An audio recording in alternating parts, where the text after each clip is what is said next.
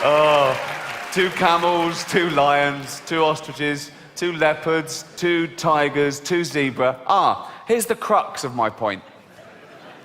Just one species on the ark at the moment, the giraffes. They got their first longer legs, okay?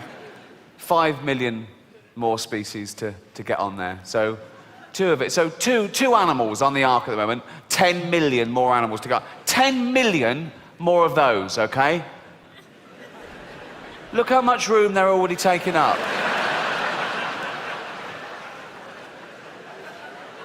It's at a third capacity. What's it going to be like on there when these 2 fat cunts get on?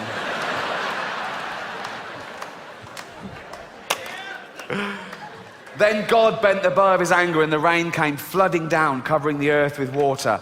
It rained for 40 days and nights. The flood water rose higher and higher until it covered the tops of the highest mountains.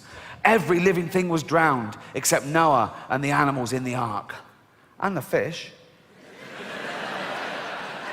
They were fine, weren't they? They were fine. They were loving it. They were better off. In fact, all the sea creatures. I mean, mountains underwater, their domain had increased like tenfold. Also, it's so much more interesting. You've got crabs going, I'm on a fucking mountain. This is amazing. I never want this flood to... I've never been up here before.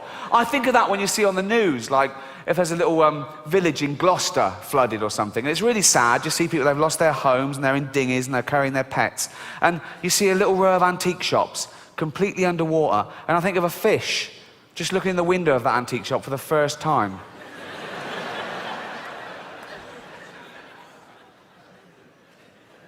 So that's a chaise longue. For 150 days, the earth was covered with water. Then Noah opened the window of the ark and looked out. The water seemed to be going down, but how could he be sure? Well, ask God. You've been chatting to him all the way through. Why are we getting cryptic all of a sudden? He sent a raven out, but it soon came flying back. It could find nowhere to settle. Noah waited another week, and he sent out a dove. Why did the raven lose his job? But the dove came back too. See, the raven wasn't bullshitting. There was still no dry land anywhere. But one day the dove flew out, and why did the dove get a second go and not the raven? Racist.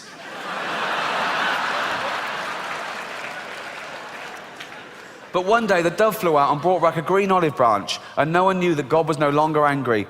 Then God told Noah to let the animals out of the ark. They must once more fill the earth with living things. The first thing Noah did was to build an altar. He offered a sacrifice to God to thank him for saving them. And Noah said, I will make a pact of friendship with you. I will never again send a flood to destroy the earth. The rainbow which I put in the sky will no longer be a sign of my anger, but a sign of peace. It will be a sign of my friendship with men. That is how it is. That is how it is used today. They took it literally. It will be a sign of my friendship with men, which begins today, and which my son Jesus will one day prove by shedding his blood for men. Who? You'll see. There wasn't a teaser campaign in the Old Testament. Like, coming soon, the sequel. And so when you've done wrong and you are feeling very sad about it, think of the rainbow and the peace which God wants to put into your heart. He has promised to be your friend, promised to be his.